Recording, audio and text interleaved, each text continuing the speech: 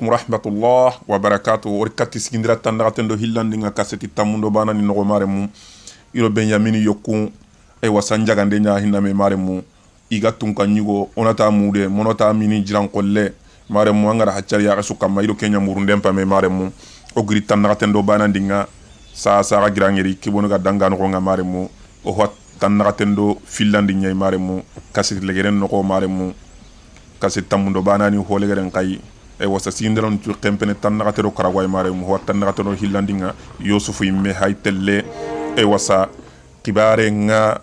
nyaare muru ada kuralle mon ko ngara telle de yori mare mo yusuf himme hay telle mare mo xibare nga dangini kilebe kamma oda khasunan ta ko na faydome harsa watna gara e wasa oro drote pempenga me mare mo silami e wa dinam filmu nu benu kanonga ora gi wure kiena kay son kan kanne mo be mare mo e wasa aha kaha ndakane anyaare nge mare mude mbogu monati tunka nyugo minifo abogu Benyamin boton nokonga ida me fay Yusufu akhinu anyaare nge ida me fay Benyamin kenga siki akenga to ribare be mare mu agara ngali tafana ke tanakatendo banani noko ati gida tv tokono nga kama hode beri daga tompay mare mu angira hode beri tempay kiyay mare mu anyaare nge ida kini uruda amunwa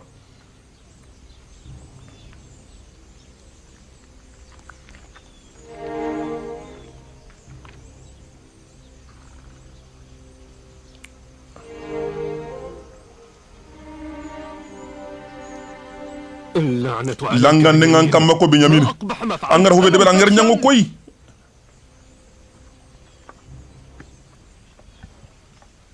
Benyamin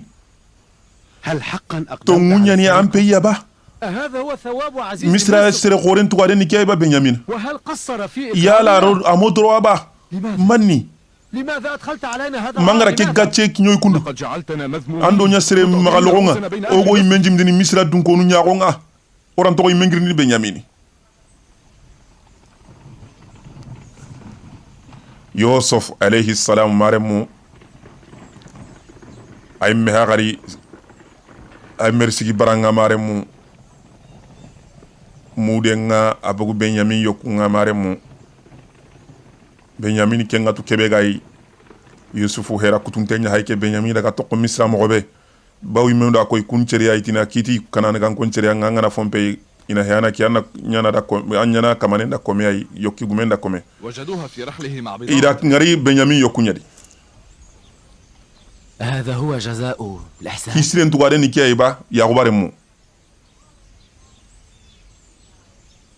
ingana silon tago benyaga نحن نطلب العفو من حضرة عزيزنا misra sere gore wayam pe murna maga ليس غريبا أن يكون hiju unte di Benyamin gana yahanay فقد سرق أخ ari gode mulle heyna da ngana qaso كان قد سرق ado kisima ishaqa nagar sitare mum pe bako baymaga anyare yahujara ke digan kambure أنتم شر aka kunni sere manyan to nyoy koy والله أعلم alla ni tuwana ya raga hobure kebe tuwana ga arike Yusufu harsa mat nanti Yusufu ani qararaga yo kenga ngar kebe ma corona daga qararaga goro agaran daga nyanga yahujara ke digan dankante qararaga ti Benyamin gana ya feana ya de mu ari yo de mu heyna daga kenga Yusufu adi kismana ga sita dem pe baki baymaga aga ga ngari falle bayke mi andanya sababu ko Yusuf raga tokki maga mo be nantara na sita reke fe aga kalladi khiri khamene yahuda men barake yahuba ni baranga korenju ni baranga nanti Yusuf heti khayana ike manda sita na kanende ko raga tokki maga mo be yahuda ga ile kenya kono barake yere ga nanti Benyamin garanya fe anai girenya maga kenga Yusuf ke mi hayke yahuda anta to amene Yusuf ti kunni sere manyan tonya Allah ni seda na nyai Allah na to aga ga man kutun tikebe kenga ni fe yenga kenga Yusuf ilo Yusuf raga Yusuf ga astaghfirullah ilo Benyamin daga Yusuf ga rakibare mutut kebe ala killen kitamaga ari ya ringa la tokom wasa misra no gonde ara ko ke gema kamana nduguta ati wa tokom misra no gonde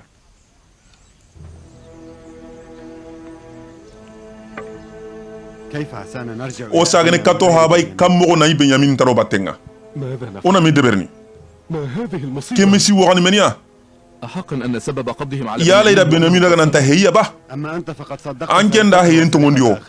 ara ridio ألم تفعل؟ amma de beriba anke nyama hiyen to ngoni sas هذه هي المكيدة التي o haba nyido ke hera bure nan tawakato ألم تعلم أن أباكم aga قد kuma أخذ lahiru عليكم nyara ga haba no ميثاقاً kunga banan tagaro benyamin sagene ya ba عاهدتم على أن لا ترجعوا إليه إلا وبنيامين معكم. بأي وجه عسانا oro نرجع؟ haba na min Allah tikanya وماذا نقول ona min لأبينا؟ kono haba da وهل سيقبل منا أبونا أصلا؟ yala habe o haba du sako nan tibe mi heya ba kusoro su ni seda no nya o ko iti garantoy كلنا نعلم جيدا o su watu nanti ishaqa na sita reke كانت عمتنا o bay fay ganya yanda yitu yusuf qorom أدرانا إذن أن صواعا ona tunu kam mogarawanya na kadi awasere anda mude ke wara benyamini ko wasa yokun no gondi أدرانا بالحقيقة جل o ko wara kebe ngari wara haga nyangari awas mude ngara yokunde benyamin khibaren to kono تجهل قضية amma yusufu khibaren ka amma munga yampe kangara ko sasa أليس من amma ti henyani yala gacenya ti Allah ne binyi melle mu igi ya khinga iga kodo ima to kono ngara kara halinan ta heyi ni agana takawatu ni kempal kenyani gaci gorenga kara kutande ke to kono aga kebe de ber sasa kala de ber koron daga misra ser goren tung chanka tung o maga sage a hitri benyamin ga kahino ga he nkenta sage ne kati kanani nyenga ma benyamin ga na idim batenga o ku kuna daga ko kutona me debre ona ga du ko ba mona daga ay ka trenke honne arawanya no do benyamin da warni karo du honne ما أشد ما جلبه ya war mu ngara kebe nyo ya koto kamatoro فلنصبر حتى الزواج koron ncigi makinchiga igama sage igama ri yoro kinchiga na so korona daga anyare nga yahuda daga ay wasa yusuf khibari nanta anda ikisma daga sita rembe bay maga ay wasa lawiti ana kindiga me tokono ngana benyamin khibari ke me tokono agara gare ke be siti yusuf waga o suwatu nanti o bay mi anda sita nagan qayam bi maga لكن عزيز مصر ليس في وادي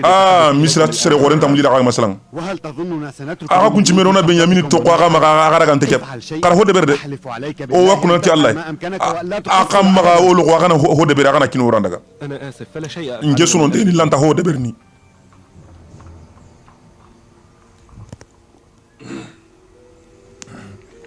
aha ila malik bun zaari ngari aro nimi sabur urukati kun kai la wisre sireke hakane maremu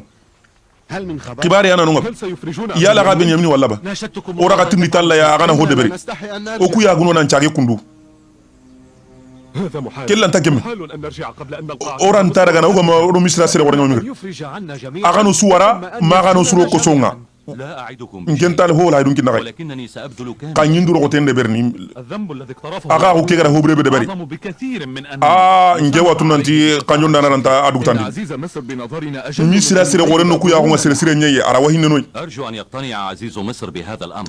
ngesmere misra tunga sere wora ta ke hi جنب يوزرسيف aga ganda user sifu ngari lenki abutu mo sirin qaida أنتم انتظروا ka ku هنا nindu were بينما أنظر ماذا nga hayndi ni langa hobe de berni nga sagene katta kay anta har dallana qarindu yere malik ibn zar kenya malik ibn zar da kenya kida nimi sabu kenta butu lengi mo godi madam ken butem meide iya ki gara kebe de beri ima saga kanjo ndana kanjo ndera ga adu tandi ni misra sere korenga malik ibn zar tini du yere mare mu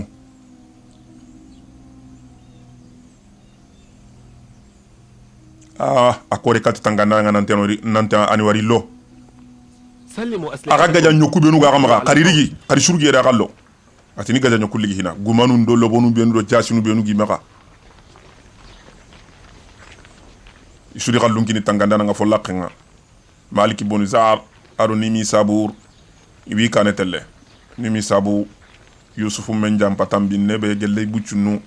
ay telle khibarun kendi yusufa mare musrebe no da fallan kompay zulaykha ado kalima magani ay wasa bete be kalima maganya mulla gibare nimi sabu buccina nyangur tella karanga nanti wara batenga ni mo konti wara gana crossi wuronga mare mu be no wara fallan kompay awa iwa sankancho no nga mare mu ya tengene yusuf alayhi salam agunun tiranta telle e wakana ani nyenga ido iya kega masage kenga ni benyamina pasigi انتظروا ريثما أرى ماذا qarin dugu yere minga nda tunga kebe de berni atin cigi la kenga mare mu malik ibn zara arono katti yusuf wa no gondi mare mu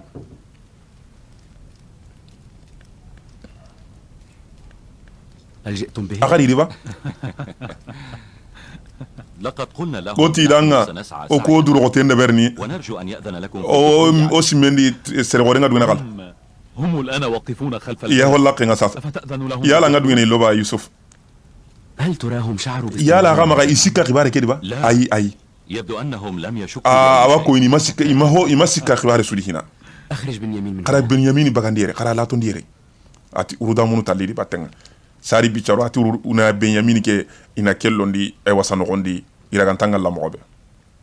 isu tirndindi ti yala igara hera kebe kutukundu isika ba maliki ibn zariti ke iga gondi masika ho hodi hina nanti keni hera nya igara kutu مروا نفرا jama ye goni mogonge mundi sorowani igana jigiran kuti ira ho de berni nimisabo مرهم فليكن. tillo aturu damun na jama mogonge mundi soroku wana di gana jigiran kuna tinti ko gona ke kitana su ira ho de berni uruda munu na e wasa kuralle mon tintondi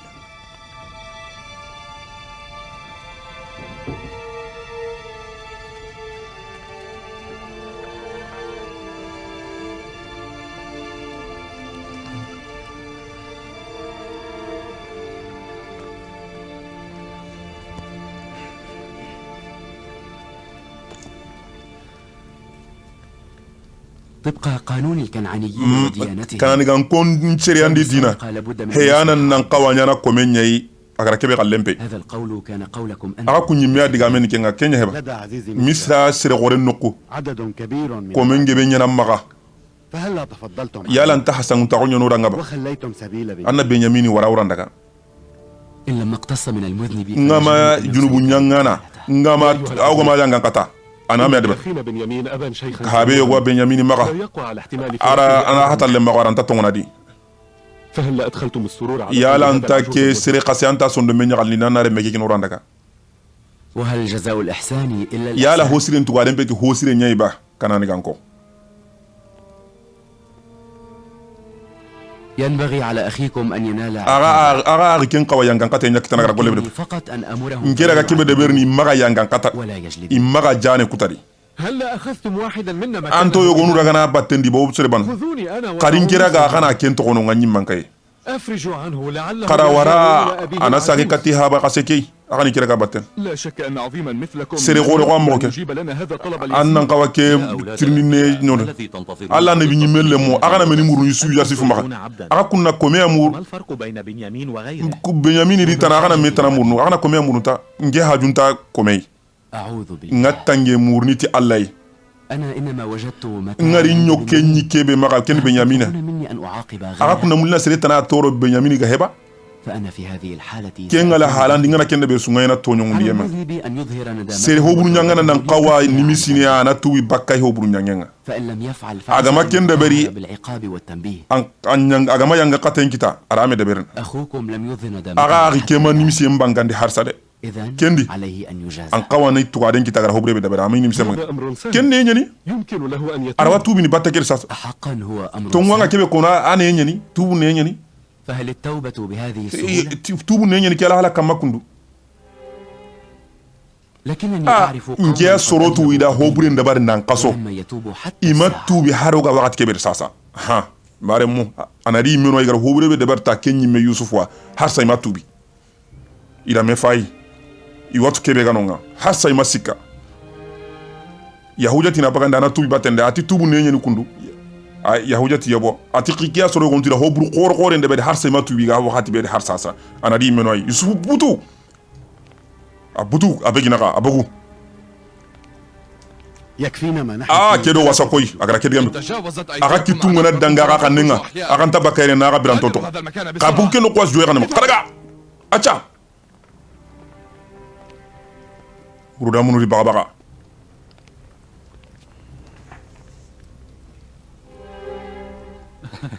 ruda munuri ni misabu soyi maremu لقد أعطينا أبانا ora allah runya kino ha bay gelle alla no نرجع من مصر nan ton ta sage no benyamin ga masak كيف عسانا نرجع o sage ne kam mogo na benyamin to ko halle o sage ne kam mogo لا سيما أن قد أقرحنا قلب أبينا بفقد يوسف ora yusuf toxe nga hino habari بإقناعه أن ابنه ona kona nantare mempeya وأن عزيز misira sere korenda to duno kona nyakomi kem pakati nga yusuf khalle woni lemunu nyai sasa o khoro ora benyamin to khoyere o wasagene benyamin takahino o gara hobre kebe debari gello akhim che pakati nga e nkibane ken yusuf ken no lemunu nya sasa ho ga khoro da daga kammo labi hara kenya ko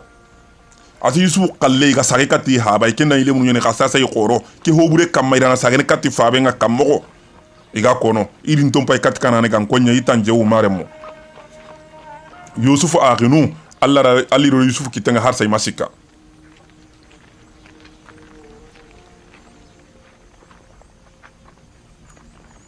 ما الخبر لا meni khibara no lawi ألم يفرج عن ima benyamin waraba ألم تخبرونا أن عزيز مصر aga kummati misla sere goreni sere urugin tenye haramari men kempe meninya aga mawara ntatu hube ganya لا أدري ntatu hube gani تغير كل شيء khibare ntuya ille لم يعد أبدا كسابق amanya rigan ni mo misla sere gore ay ماذا أنتم aga فاعلون؟ kunna me de ben sasa نحن ما زلنا o ku ننتظر hinaka duko de أنبقى on to goira ba mondaga أنا لن nken ta telle ka hinaka inani benyamin toma أقصد لا أستطيع lan taylew لن أرجع إلى إن كنت ساكن كتي كنعان aga kula watelle ngeranta يكفينا فقدان بنيامين benyamin bi tokemmo nta wasana anken katran to qoira nke waya gunun nan daga ana timpa bara nanti wa lawi tiro benyamin nari mina to misra ina karaire kadaga kana ken ko habadanga ngenta sagene lawi kadaga aga korenda aga koren dulinte ni kadaga yaga hallenonga كيف عسانا نجدك إن o gana رجعنا say kati misrona ngani minai في منزل قوافل النخاع komo gage saga komo nga gage ne saga ndi nogobe aga na saga aga nyini kun aga ni muru nonga etina nyini minna ati komo gage saga igana ri suni saga korondaga nyanga yahuja tindaga ikumpa saga ne kat kana ani lawiti kiri yagungi ke inchage di habana menga digala lahi rube kinai inchage na nyi benyamin tari batenga ike kal aga kana ku inaki habana أنا قلق على أبي nge jot ntengi baba kamade ngida فهو لم يقوى على فراقك أنت amas anken patalle ma ko ngira galle ngana ri إذن علينا أن نفعل شيئا ليجمع الله on ka ho de ber ni woro habara ga menga lamo hatungu بعد أن أخذتني angari njere ga yi halle لا تقلق maka jotin ko ne فسوف يجمع الله شمل alla wodo haba ko ni mi anta har dallana لكني على ثقة أن nke so أبانا لم kuntenge يقوى على nantim paba ay wasa o kusuga aro o ga hatalle ma anta tona يمكن له أن يجتمع بكلينا ثانية aga o ga angara to ere ara wanya na sababu ora na menga kenya na kamo ora na menga la kamo gadi أتذكر بالأمس قبل أن daru نتبع saro bi challaga عندما ذكرتك ngaranci mandi o kis o kisma o ibrahima gallaki aha ncinkile ngadi ismaila قبل akbar أن جدنا إبراهيم ضحى ibrahima gantaka kari ibrahima di ismaila di ضحى بمكانة amani akitana حتى حظي به aga kari ismaila di ani gara jagandige nyankande yam نحن لم يضحي بعد o ku haba ma kari ngiran kencuri harsa kenya no raga وهل هذا هو السبب kiyani sababu nga الذي من أجله بعد الله بينكم kenya ni alla garanda la to nimi aga makarodi ولن ينتهي هذا الفراق ak kenya ni ke hatalle mo هذا هو gantani السبب الذي من أجله كان يحول الله بيني وبين إخباري kenya بأبي sababu ni mpaba ga alla ga do tinke men ngibar ki bab أن نأمل بالوصال بعد هاج o gara o warin ora arni gemu sikka sunta kendo ora warin بعد men أن يفقد أبونا كلا ولديه agana سوف koro يجتمع kuswa شمله بنا kem palle ora wa men alla لا تقل maga jotin ko ne فسنجتمع بأبينا oro haba warni men ngara ay alla kana dunge anya ngay maremu ati igara ismaila do ibrahima khibare be ko أنت في غاية اللطف asinati anga hisronta kun ما كان krempen الإنسان الكامل الزاخر بالرأفة sere والمحبة kusire be kanun tengani ahinan tengani ngeba ne hetikenga ken yus فالناس كلهم يوسف. جميعا قد انصاعوا له soron churi kanun chukino yusuf wa بعقال مشيئته adungan ta kuno ربيت يوسف منذ طفل ngianda yusuf goron gella bucine asinati وعاينت عن كثب قلبه nda sondo mempinne entu aga hinne soronga mogobe hinne be ga ngatu رغم الجفاء الذي كان aywa يكون hari aywa sa balle kebe ga nyanya ninda nga kencu kam كان يفيض بالحب على خدمه anyi aywa sa golnya nganu وكان chumula محبا للعبد anyi komon kamulla mo siri هل تعرفين أن يوسف يكن لك anga tunanti yusuf an kanu nga sondo menga sasa ba zulaykha yala nga kentuba لم يفصح لي عن ذلك ama kemba ngandi ndangare asinati لكن kanke عاينت ذلك في نظرات. nda kengari yusuf fayndi mogonde كيف تنوين مقابلة مودته؟ aganati ya mulla anna kenge malle maunu kammo لست أدري. nta tunga gemnga hube kono لدريت لو أني ما زلت على الحب. aganyinga nye kanu kaseke kamma أما الآن kasasa وقد زال ذاك الشوق ken kanu begin chondo menga فلا أدري. nta tunga gemala يوسف هو نبي yusuf الله ni alla nabi nyimenya zulaika وحبه وعشقه akanu لا yenda يسران jarabiye anta gilli yon kilungwa فهو لا يقوم بأي فعل anta ho de berniye alla gamra anyamari kebega تعنينا أن إظهار anda ke diga mina ko iniya gara ka aganu kebega katinga sasa إنما هو أمر من nanti alla anda nyamara iba قبل ارتداد بصرك sara nya ko kubi changuni aran pondan ka kebi chare بالزواج ara nyamari nya kitananta nan nyeki alla no kunga لا تنسي أن طاعة أمر نبي maga mungu nanti alla na membatiye ya wajib nyono kamma zulaika لكني لا أمرا سمع mahimu hinare ولا مودة makanu dura ngari harsa وبت لا أدري ماذا nta to agana kanu ke bangandinda ko tabe nta tunga hube jabi ajabin hube لا أدري إن كنت سأتمكن من nta الجمع to milla wakka humandini mei بين عشق المعبود alla وعشق kanu yendo haramare men kanu nta to milla ikapame على كل حال al hala sukamma فإن نفحات الرحمة alla تتجاوز hinne لك mpanko تماماً. anta dumene wakati sude julaika فاحذري أن تبتعد عن ammo هذه gonto النفحة ken ay wasa hinne hanko imaga daga nan to de nyaga zulaika imare mu yaga ncire ay meha ay wasa yu ay zulaika wajunu nan tandunge yusuf yakun نفحات الرحمة الإلهية alla hinne mpanko anta dumene أن تبتعد عن ammo gonto anna maga dula to ndayde hasimene asinati diga me kay mare mu asinati ha qari yakun khibare ko zulaika ranga nanti nyamare nyana ga giri allahi sara ya gombi changuni sara honna ka gombi tari igara yusufu nyamare nan tana yaki qani mo gontu diga le rani mo gontu allahi nempanko ay wasa inta dume ro serenga warsu ani mo gontu ko hinne hanko na magalata kenga yusufu yako ke mare mu awa o ille ni katikana an yaquba hatta gonu ari kore mu ma mare mu iga setten duku sette be gara gas ay wasa misre gara ga ille muri yaquba no hatta gonu ga kenya duku mare mu Yosef aro arike Benyamin itima Yaquba ndungeti hatalle magunya ankari ko Ibrahim aga kari de Ismail aga karari mo be Allah gara maga wasati jagambe ndongo monati jagandigenga Yaquba gama Allah gama dunge kenya nan dunget kenya nan kari le mukuri halle iranta menga Allah yusu tira hamu kenya sabuna ki hatalle mago sugana muliri habana ina le trancha hakatai Allah ga harel ngantimo ngakara le munya sangana anya wonni karindugu na ka suragana bane de ngalla gana le mun ko aga nem fay ke maremu ikinye qad li ikinye iri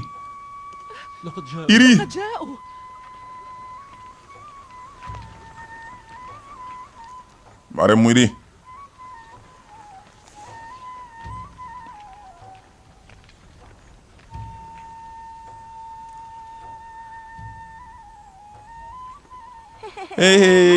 kanuari maremu sete linten pay isunon to ngarni maremu lawi do Benyamin to misra lawi tinterni Benyamin nya ko me misra sere gorenda nya ngay yaquba kom suno kompeda feina ليت لو أن هذه الطريق كانت hariki leke ganta langilote ona meni kono habadanga yahuja de harke kille gan to gilo tele gan takene tirameni kono fa benda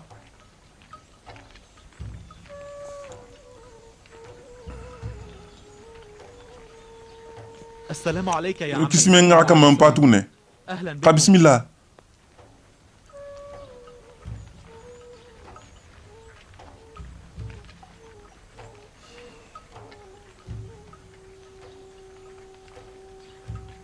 ولكن kha أين عمي بنيامين؟ mpatune Benyamin mina لم يأتي. numana ampa Benyamin marde وأبوك angen ka habalawi kamario عمي يهوذا. mpatune yahuja mpa balawi na minai لا تقل kama ka joti هما بخير. iwati khairi ya khairi لا بأس عليه. basinti kama لنذهب. korondaga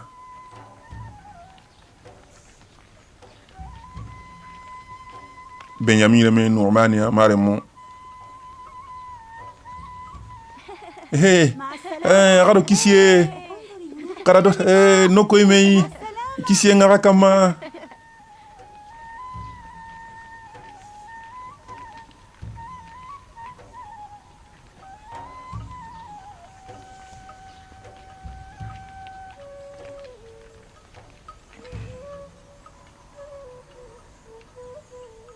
aha yaqubare mu allahu akbar kinye ado kanani gan kon kutumare mu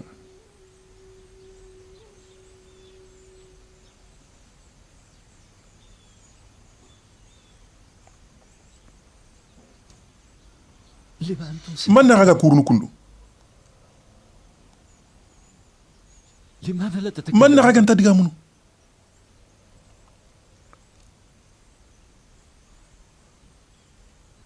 أين هو la wina minna لما لا تقولون man naga شيئاً؟ ganta hokono da ماذا حل men da benyamin kita ما الخطب الذي حل men khibare da benyamin kita أي مصيبة أنزلتموها؟ agara meni masibogu yankandin kam magadi lemmo أين أخوكما aga بنيامين؟ ginum pilli benyamin la wina minna لماذا يتوجب علي أن أتهيأ na meni mo ngem ni meni misibo kane kadi للسفر؟ لماذا؟ menini لا تقلق يا mbaba maga joti لم يقع أي ho مكروه bure sumani صدقني ntongondi لا بأس عليهما. basintia بنيامين ولا benyamin la mini وما isu حيان isoro hilli كائنا. su biranto nyani ikisinto حدث ho أمر سيء لن ho تصدقه bure go anyanta tongondini كما لم نصدقه ko بعد. ko aga matongondi magobe إذا كان سليما agana ikisinto nyagani لماذا لا أراه man ni nyaari nganti ada gabatenga sasa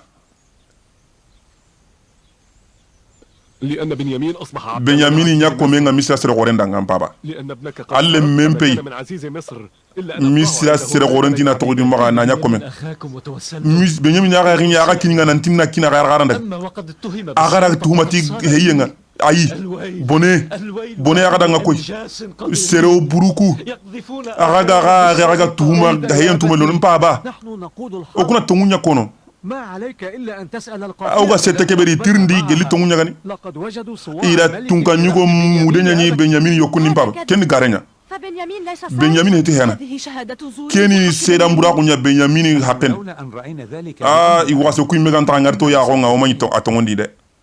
ولكن للأسف sunu edanga هذا صح. asa anteni gara ko mobe mude ngari benyamin ayokundi ki hay sette kanan dungo nya yakine hayke ayi معذورون إن جهلوا aga kunta ga watu aga ayi agin ku kungatu أن بنيامين ليس nanti benyamin heti hena أنا ربيت nke menda benyamin khoroni لا يمكن أن يكون arantanya na hena ماذا فعلتم بلاوي؟ agara minya labi خلفتموه وراء agara to aga helmen استحلاوي أن يعود ya lawi ya go tintarni إلى كنعان من idan tasagane ni benyamin ngani bat يرى بدا من البقاء في ati fo atin to misra سرعة أذهانكم المريضة aga yu hakil watun to ku سولت لكم أنفسكم aga yonkinu nyanda haram poronda kada nga kana kediga manyant أعرف أن كل ما ترمون aga ga ho ko na ga ke في الحقيقة garen tongu أعلم بحقيقة الأمر alla na tongun tumpaba ولكن في الظاهر oho bange ngen ومما رأيناه ogara kebe ngari إن صواع عزيز misra sere gore mure mbogo benyamin yo kenya dimpaba لقد أصررتم على اصطحاب بنيامين aga timbe agara benyamin ya telle agara ga ilenya kitamo gobe أعطيتموني agara lahi dun kininga alla no kunga nan tagara war هل هكذا يكون الوفاء lahi dun timmene kundu aballemu إلى من ألوذ هربا منكم nguruna ga yaballemu وحسرتاه على nchuno yenga yusufu kama koy وحسرتاه على ولدي بنيامين nchuno yenga lemme benyamin lawi kam khananu كيف لكم أن تخلفوا أباكم الشيخ agana ga haba bane tokko kammo كيف لي الآن أن أصبر على ألم illa na seberni hatal lemma mamende kam ترون كيف أن صدري ينقبض anya ga ngen chondo menga bogene ngana simma ga hatal lemma nga أبكي عليكم دما na hore nyauna ga kamma nan koto ya ganjinga على أيكم أنوح يا أولاد na men kuna لكم أناغي وأدلل يا أحباء nchondo menga kananu yakuba suno maremo anyi lembane anya sikoy sasa koren سوف تهلك يا أبي بسبب هذا ke suno impa ban par dukere uru uyeke to kundu كيف سأصبر على بعدكم lan ta seberni ya gala latun ستظل تذكر يوسف حتى anga ke yusufu khibare nga amparni qaso halle am ube manari kara أقسم عليك بالله nga kunanati alla yankam كففت عن الخبز uyeke to kundu alla nabi nyim قبل أن تبيض عيناك man anya ko na ma daga qura anya ma daga anna ma daga hinjim pa alla nabi nyimme yaquba an yusufu wenga yusufu ngusi yusufu يا بدر كنعان kana an kason tamundo na katon nan nyai koy كنت كلما طلعت anga yingin kama wakati أضأت ما أظلم من أيام حياتي andi kotanu bindun quran بيت أحزان صدري andi nchondo mempo yenga كأنما ألم فراقك antina anke mbatalle ma guminga sa حتى أضيف إليه ألم غياب أخواتي anga num pilli gari ka hukenga lawido benyamini gadi yusuf antina anken qalle keminga لقد أضربوا نارا في صدري ira imbenku min chondo mendi koy وحولوا بيض أيامي إلى أحلك iri wasankota kullunya bitum binnu ngimma يا عزيز أبي mpa ampa basere dere yusuf هل تراك مثله تحت yalan ka sondo mem njoginte ni ko hatalle ma ko kam ko keba هل تراك تتوسد التراب في ليل yalan kana nyonyar no am nyimengure urunga ko mo بماء عينيك المنهمر yaquba ro ko ngame yaquba yaqub anyido yusuf bane ay لقد خيم الحزن على أهلها ke ka kanchoro gelli tanjikero ho sine sunon ya sunon non nta ta ganye mene wakati be وما أدرانا أن ما حصل كان سيحصل kebe ganyo suma jigina tawanya ألم تقولوا من قبل إن aka kumati misra sere gore ni sere nya hinne ne sere sire nyani فماذا حصل؟ meni kanya لا أدري. nta to be ganya فكل شيء كان kibarun chu gem to nyanyi فبعد أن حملنا o gara illengu to halle naro dabanun kam عائدين إلى o sagante kat kanan سرقة بنيامين وغيرة benu he yang benami te hana الجميع يعلم seren chu akemtu yahuya yakanya haje kwati benyamin أنا لم أفهم ما حصل nkenta to kebe ganya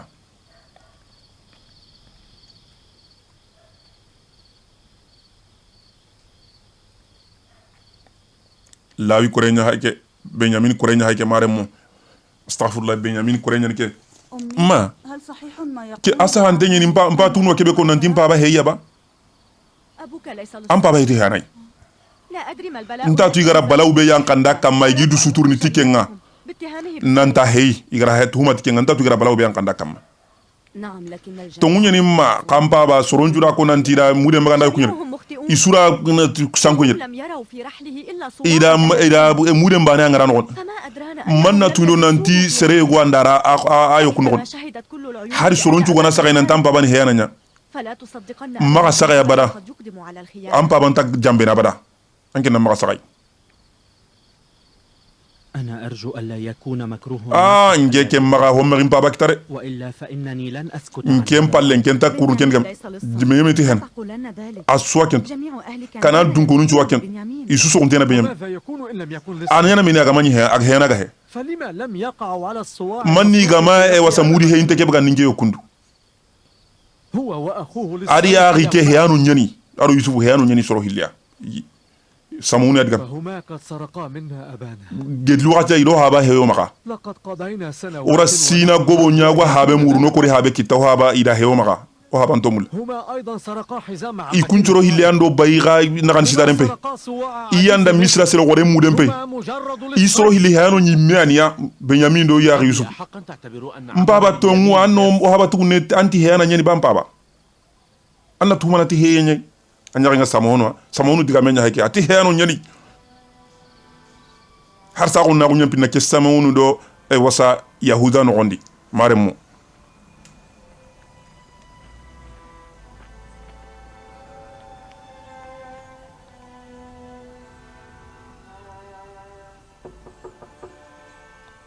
ماذا تريد؟ anna meni murun لقد جئتك بالطعام يا mpaba ndo igande nyali kata فتبي للطعام mba nta igande mulla isage أبرح هذا المكان nta gilli ke dingire manga no holla ko mpaba لست شائعا ndullentinga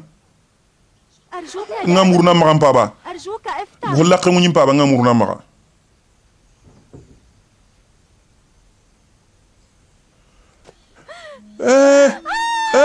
akaru ماذا حل بعيني min dan yaron kitam الذي فعلته anda min nya duam paba لقد ابيضت anya gon kulumpo ko impaba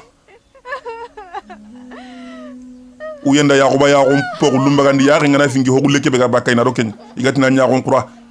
yakuba yagon qura wiye تفضل يا جماعة kisma litaru kisma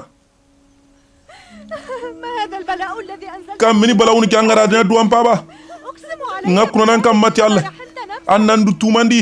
لماذا تجلب الشقاء mananga côté lono du kam man papa ما الأمر؟ منين خبار دينا منين خبار صراخ من كان هذا ko qari kan nike wa ko danga yusufu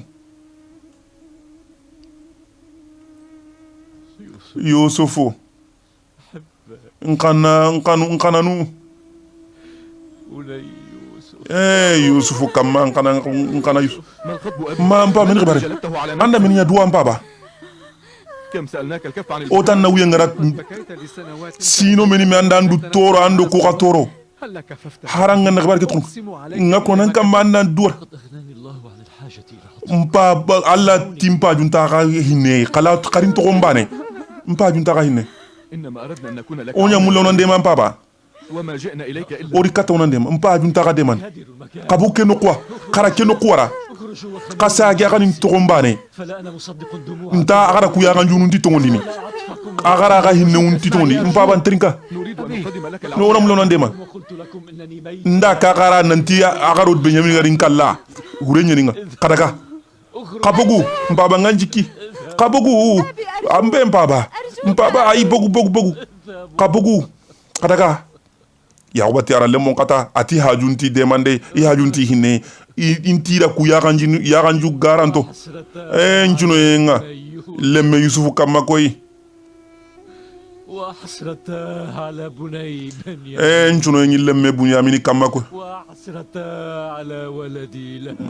njuno yengi lemme lawi kam meni xbareni ما الأمر ما meni xbaren chere ابيضت عيناه mpaba ya gompo lumbagu uyemaga ابيضت aya gompo lumbagu ما عاد يبصر أبدا. antagan honga abada ما زال يبكي باستمرار منذ وصوله. gello gari daro a wunwata لم تهدأ عيناه عن البكاء. aya gomma wuyen abada nkananu yaguba kompenda hakenya kono لا طاقة لي على احتمال sembentinga laga la tono gai فعلوا شيء kara hode beri سيهلك من awarni kara wuyen ngarna kerde ngema de mangalla kunda barade kara hode berre illeme yusuf متى تعود يا ancagene نكلمه ode ona digam lemu no ko hawa لكن ما الحيلة ona meni hera de ber علينا الخروج بحق corona hiya de berde ona diga lemu no hatelle ka hawa anta dum no dango يا للحسرة nchuno yenga koy سأحمل هذه الأمنية ndoke na tawa telle mali kaman ko ta yusu annata nantinga ngalla توقف يا أبي mbaba o sekundu sigi kun هل كففت عن البكاء؟ anta wuye ke o tokko kun لقد أدخل بكاؤكم الحزن على an wuye keram kanona gan konju sunondi حتى متى هذا البكاء؟ ande ke wuye kat kanga افتح الباب أبي أنا holla ke munyin paba nganji kan holla ke munyo kane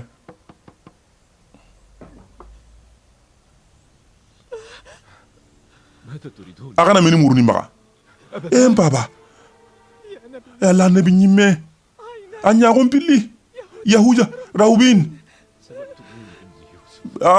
agari le mi sureng تموني بنيامين agara benyamin garaginga تستكثرون علي أن أبكي في رقبة kenne agatini na maga wi i hatalema مني أن أحبس الدمع على أحبابي na wasa horenya ganjin lin sur خرجت من بلدتك mbuku kana deben no كي أكون بعيد na lato bakakai اخترت العزلة nda lato el muragai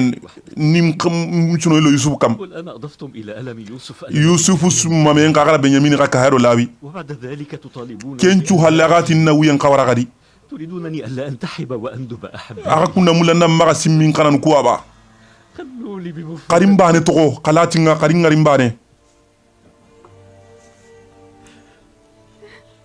ماذا تريد؟ agara meni murun لماذا لا تدعون؟ man na aga nta tokkono ngari gibar قد أخذتم منه كل شيء. agara ho ragay أود أن لا أراكم nta mulla na ngari abada أود أن لا أسمع nta mulla na ara digan kanumugu أريد أن أختلي بولدي na mulla na bana gan qiridi lemisu أبوه ara holla kuntage atinta mulla ni se kanumugu ارتكبنا ذنبا ora junubu khore de beri وعملنا سوءا ora hoburen golli ينبغي علينا أن نذوق جزاءه إلى on آخر o watu waren kitana mo willege nyeme wakati yusuf شاشة القلب nchondo mempoye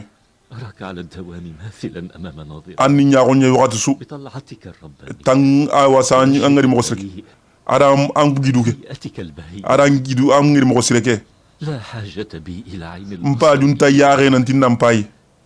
فأنت ساكن دوما في أني نشندو مني وقت سو لا أنساك نتامونغونا نال أبدا لن تامونغونا أخبرناه حقيقة ما فعل ogara hobre be deberi ti yusuf oganda ko habara gelli nan kaso وصل أبي إلى ما وصل mpa baga mo be sa sama nyana kundunga أيما تقريع سمعناه ogara kebe mugu oga hoho mukwa hobre nga o imanda ramu كنا على وشك أن ننسى قضية أخينا يوسف ora amam o anyi munguno wasa benya yusuf waran الجراح المندملة benyamin gibara kanda andatu wasingir فهو قد تسبب أن نفطن لخطايانا فننظر فيها مجددا on qawa ogara hobre aga simmene ba عندما أجمعنا أمرنا على القضاء oga to wa hobre nyana yusuf wa birambe ogara kebe ko ظننا أننا سنتوب oto na tubi hobre ndangi halle aga ya ngai أترون كيف أن الله قد anya ngai alla gara tubu lagoy oga ko tubini فلم نستطع أن نتوب منذ ما o kori tubini harin timme tanagaten cinenga halle 40 سنة tanagaten cinen par timme halle kor tubini أعترف أنني nga sikkay nantinke yahuza أنني أنا المخطئ nkiyanda hobre ndabari كنت أظن أن التوبة ngera jige nanti tubu nene nyani newenchu khempe jaga mano mare mo malaki ali kati yaquba isuno kompen no nga ara folomboton tere nanti lemum na ndaginta mulla na harise ha nemugo السلام على يعقوب النبي. kisenga alla na nyo yaquba kama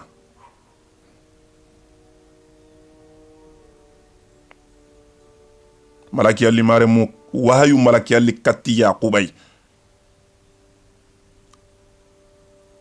ملاك الوحي wahayu malaki nyanankenga رسول السماء tamum pare مرحبا bismillah هل yala ترى ما الذي أقابل yala butun qasa begi nga lemu ku xibarendi yusuf war anna فصرت عاجزا anya nga kurilla ganta hera ganta gindan من ذا الذي خلق يوسف ورباه konda yusufu tagana qorondia bucin له الخلائق ورب العالمين tego komonchu tagandana ro duna sukkama alla kebe gancenda kunta kenda yusuf tagana qorondi كم ولدا لك غير lemu menu mena maga yusuf taqinganta 12 lemu tammido hillo an maga إن عددت ابنتي angani le nyaade dina kahe فهذا عهدنا بك yala annan qawa hoyndini kunduti lembane hatenga lemu tammido hillo ga serebe maga yaquba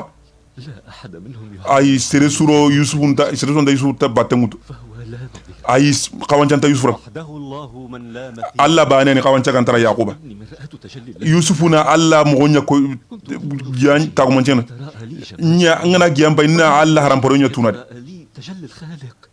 alla giyanta tuni tege honu jur الله تعالى yusufuna ko alla dungare nyindanga إن الوجود كله ho ga dunadi asuna alla haram porenya koyni جمال الله سبحانه. alla haram porenga sudi alla yingenga koyni انظر من حولك yaquba an karam poyde لكن المخلوقات والكائنات qasoron tego honu ndo tego komondam pancho asuete alla waliya كان وليا yusufuni alla walinya malaki yake لقد أضعت مرآة تجلي na alla ngari mogonya simana yusufuri كنت في من له الولاية nda mpara tariya buro awo kebe waliya ngin kap أن ليوسف ولاية anda tu kamonanti yusu wananken kam أنه رآني في المنام agari ngari ken kondi قد رآني ay linga lagar nanti nga sujudi ni jomme na gane إن الله غيور yaquba yusufu alla ni sugonan koren قلب واحد serenta nyana sondombane anandi هو القلب الواحد لحبيبين kananu hilirantaron sondombane nogondi yaquba alla ni sugana nya de e bone inda koy en kama إن كنت قد أسرفت في البكاء agana inga kempran dangi yusufu ye ke gibarendi فاعف عني yampi magan kama وتجاوز عن ذنبي njunubun kafarindanga أتوب إليك nga tubini katanga nga sagane katanga kama فأنا أرى أن ولدي يوسف nke maga lemme yusufu alla wolinyani ka alla kapalle maheti de يعقوب yaqub هل تعلم متى أعاد الله yala nga tu wakati be alla gara ismaila isagandi kati ibrahima ankisma عندما فتى biram be gara maga wasati jagandigi khore nga na yankandi kati ay likam ay kempe de بل عندما رضي biram be ibrahima ga dungeti alla khibare nga nan kari iremme ismaila di استحق عودة kem nga tinyena ismaila ga sage kata adungi halle aha tongu hay anga kebe kono tongu nyeni kallem wahayu malakia فأنا لم أجد بعد بإسماعيلي يوسف anke min sumaila num pilli kita hila yusufu do benyamini makari de ولعل الحبيب kenyani allahi jaga kenyani allahi قد أبطأ في وصالي kenyani agara agama dungi ndiga men alla ngama kari di ani ngami kini allahi وخجل nyagu koyi ke yagu hay yalla jomme nagane ke yagu nyagu de nge yagu ba yagu لكنني أقسم ngakunati alla ya alla kebe tege tunka so gate أني قد جدت به nkari hilli suri dome nkari yusufu do وأن الله الواحد alla be gani bane المستخلف ani soginda nanga دون سواه serunte hota إن بعد العسر يسرا yaguba qote mpale no yenyani arawanyana تكون هذه نهاية الشقاء imaran qota nkempenya hayke miralinga hunga jopene أن تكون نهاية الهجر والفراق aga hatalle mago ke aranyana kempeni sasa ay wasa aga men Allah arawanyana وكيف لي أن na kentunu kam mo nanti استطلع الأمر kibare nyaare muru واستعلم حال yusufu kibare muru misra فلعلك ترى بارئا arawanyana na yusufu kibarun kita misra anya ganye malaki alli ada yaquba jeregi رسول السماء kamun pare ملاك الوحي wa malakiya e أين andaga minnay ma malakiya chanku adaga atana yusufu kibarun muru misra arawanyina anonga mandunya nan kari lemu kur kemira alla nari koyme yusufu gara kenya ko wona kera misra bange maremu kaya ringa malakiya ngari kebe ko yaqubara ati ibrahima yaquba kenti ibrahima ay wasa alla ramaga wasa birambe agara jagandi ati ay alla ram ismaila maga wasa gel ibrahima ga dungete alla kallenga nan tiri remek lenki بعد اليوم lenki halle وبني وحزني إلا ntin chuno endi lagadu asenta ko ni sere so alla دون سواك na ko ina banay nta ko ina ntar لن ألتمس كشف الكرب sere suranta nta khote ke bakke mur sere sum من جمال na murnan ke ngallahi يوسف معك yusuf kahinan ke anya hon yusuf wa يوسف من دونك يا إلهي anke ngana nganta ke hen kama لا شيء لي yusuf eti hohoy لا شيء anke ngalla ka yusuf eti hohoy yaquba illa katte allah أعبدك وحدك دون nambani abatanta bet hot batan kama ألتمس العون na deme murnan ke ngalla maka kama كان يوسف مرآة جمال yusuf nya an parampore ndungare nye nke maka وأنا كنت أنظر في المرآة ni hayni dungare ke dia حتى أراك la ga ngalla mo be ما أزهد المرأة المحبة بالمرآة عيني serella wa dungaren kanna allanta dungaren anga dungaren kaman kanna mo be قبس من شعاع عشقي لك jisufu hainde ke khanwe ke anyanken khanwe nyan gonde والمحبوب anken nyeni khannana nga حب ولدي يوسف lemme ke yusufu khanne وسيلتي لكي أعي حقيقة na nya qolla ganken ngalla haqiqan kanna mo be فإذا بلغ العاشق مراده kannana ngani imradun kita وسيلة amungunu kebe ganya sababu na akanundai akinyai يا إلهي en kama يا إلهي en kama يوسف قد yusufu ni sembete nya الوصول إلى ساحة nga dangini tay lagar gana ancenna ko mbaranga no be maremu sembete so ngan kanne nga ina tikke nga ko ponge mo ati suna ko sembete nga dangini ga telle alla e wasa senna ko mbaranga no be maremu nati tan na tendo filani nyamere wassalamu alaikum wa rahmatullah